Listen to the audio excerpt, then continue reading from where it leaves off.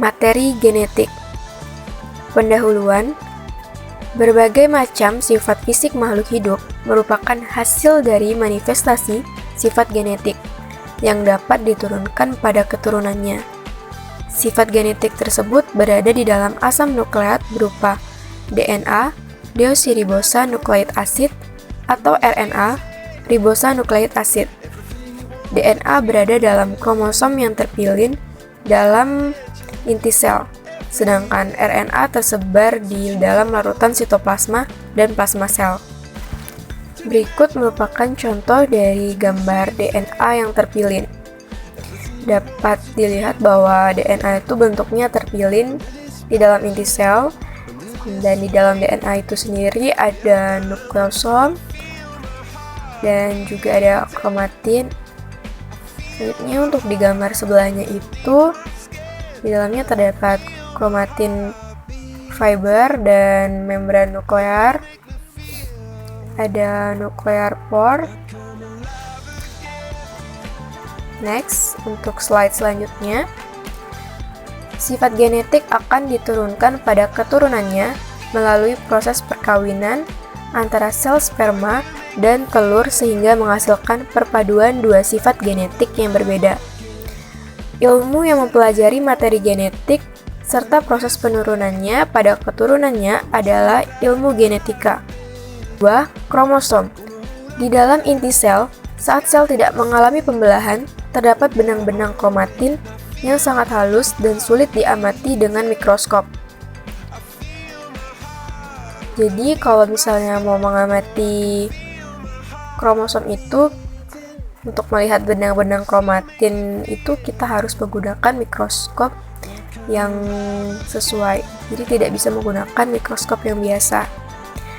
Saat sel melakukan pembelahan atau mitosis atau meiosis, benang-benang kromatin akan berkondensasi serta memendek membentuk kromosom.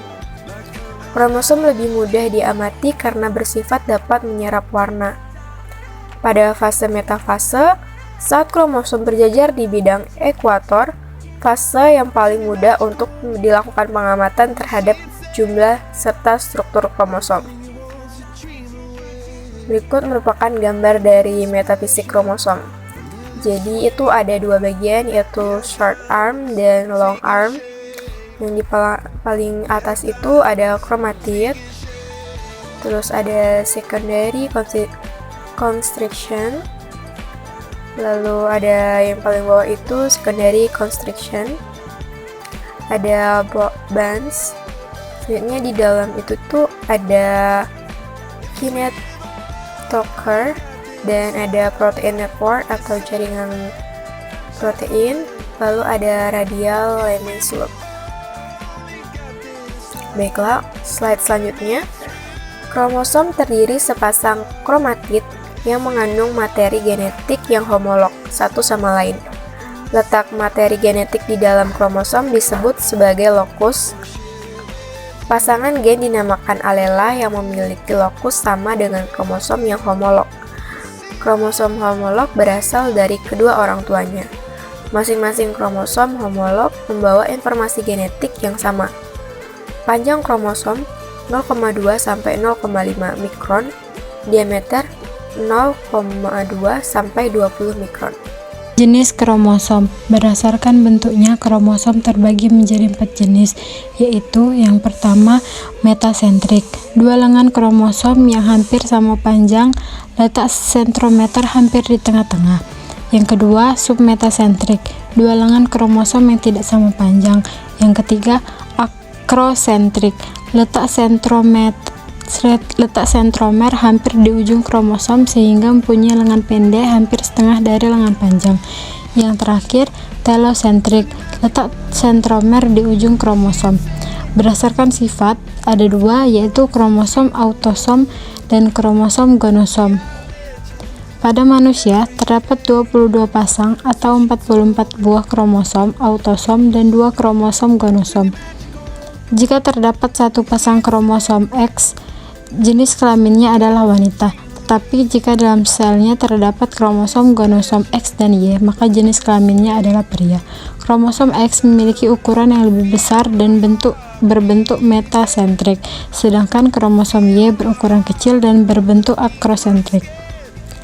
Sel somatik 22A ditambah XY atau 22A ditambah XX, artinya terdapat 22 pasang kromosom autosom dan sepasang kromosom gonosom. Dapat ditulis juga 44A ditambah XY atau 44A ditambah XX, artinya terdapat 44 kromosom autosom dan satu pasang kromosom gonosom. Sel kelamin 22A ditambah X atau 22A ditambah Y, artinya 22 kromosom gonosom dan satu kromosom gonosom. Identifikasi kromosom. Mula-mula dilakukan isolasi kromosom dari sel yang sedang membelah tahap metafase. Dilakukan pewarnaan dan diamati di bawah mikroskop dengan perbesaran tertentu, dipotret dan dicetak dengan perbesaran. Gambar yang kita peroleh dapat kita gunting dan kita kelompokkan berdasarkan letak sentromernya. Kelompok kromosom berdasarkan jenisnya ini disebut sebagai karyotipe kromosom. Seorang wanita memiliki 2 kromosom X tetapi hanya satu kromosom yang aktif bertranskripsi, sedangkan kromosom X lainnya bersifat inaktif membentuk heterokromatin yang berkondensasi disebut sebagai barbody atau kromatin seks. Barbody akan tampak sebagai titik hitam yang dapat kita amati pada polesan epitel pipi bagian dalam, sedangkan pada sel darah putih kromatin seks akan membentuk drumstick. Berikut adalah gambar-gambarnya. DNA, satuan terkecil dari hereditas, adalah gen atau kumpulan molekul DNA. DNA tersusun dalam kromosom di dalam inti sel, berupa makromolekul polinukleotida yang tersusun atas polimer yang berulang-ulang. Makromolekul DNA terdiri atas gugus fosfat, gula, dan basa.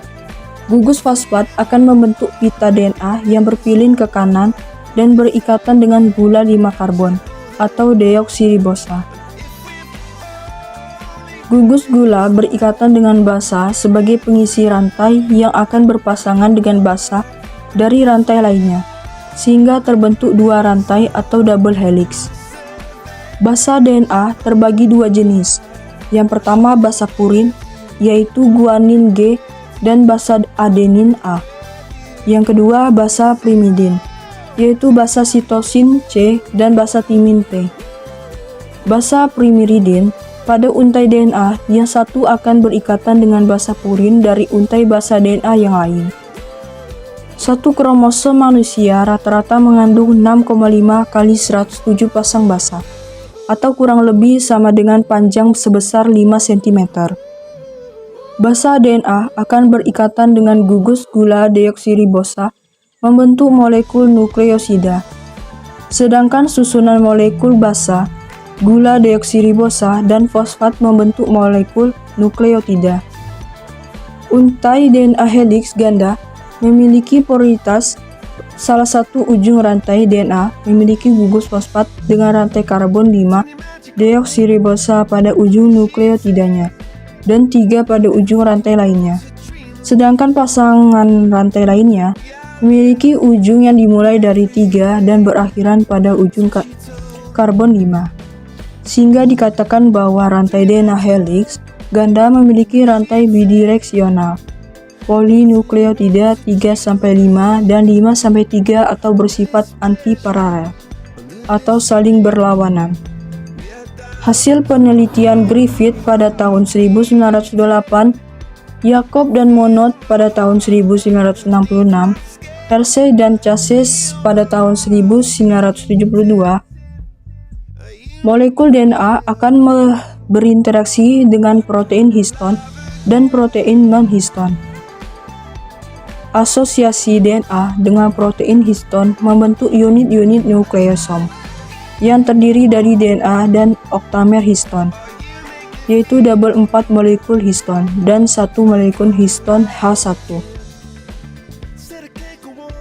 Ikatan DNA histon adalah ikatan elektrostatik yang kuat karena histon adalah protein alkali yang bermuatan positif. Molekul histon H3 dan H4 mempunyai protein arginin yang lebih banyak, sedangkan H2A dan H2B didominasi oleh lisin. Berikut gambar yang harus kalian ketahui. Molekul DNA mempunyai variasi yang ditemukan oleh jumlah dan komposisi nukleotida yang menyusunnya.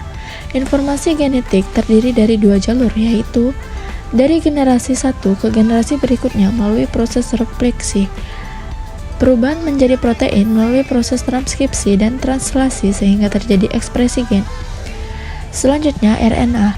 RNA merupakan polimer asam ribonukleat berupa utayan tunggal ribosa, berfungsi sebagai penyimpan atau penyalur informasi. Terdiri dari 3 gugus molekul, yaitu gugus gula yang mengandung 5 karbon, basa RNA, dan fosfat. Basa RNA, purin dan pirimidin, namun terdapat satu jenis basa yang berbeda dengan basa DNA, yaitu tidak terdapat basa timin, melainkan basa urasil. Basa purin dan pirimidin yang berikatan dengan ribosa membentuk suatu molekul yang dinamakan nukleoksida atau ribonukleoksida.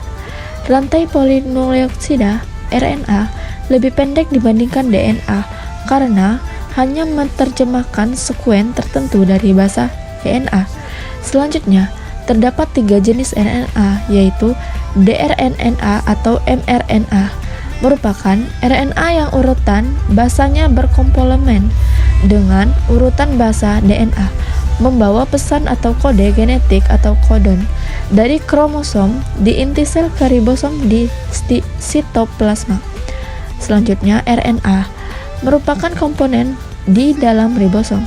Selanjutnya itu tRNA, merupakan molekul RNA yang membawa asam amino ke ribosom yang spesifik sesuai dengan urutan basa yang dibawa oleh mRNA. Berikut gambar yang harus kalian ketahui. Selanjutnya, ciri-ciri DNA dan RNA. Ciri-ciri letak DNA di dalam nukleus kloroplas mitokondria dan RNA di dalam nukleus sitoplasma, kloroplas, dan ribosom. Bentuk rantai DNA double helix, berpilin dan panjang. RNA satu untai, tidak berpilin dan pendek. Fungsi untuk penurunan sifat dan sintesis protein, sedangkan RNA untuk sintesis protein. Ciri-ciri kadar DNA tidak terpengaruhi oleh aktivitas sintesis protein. Untuk RNA tergantung aktivitas sintesis protein. Ciri-ciri basa DNA, purin atau adenin dan guanin, pirimidin atau sitosin dan timin. Untuk RNA, purin atau adenin dan guanin, pirimidin atau sitosin dan urasil. Untuk ciri-ciri gula, yaitu DNA deoksiribosa dan RNA ribosa.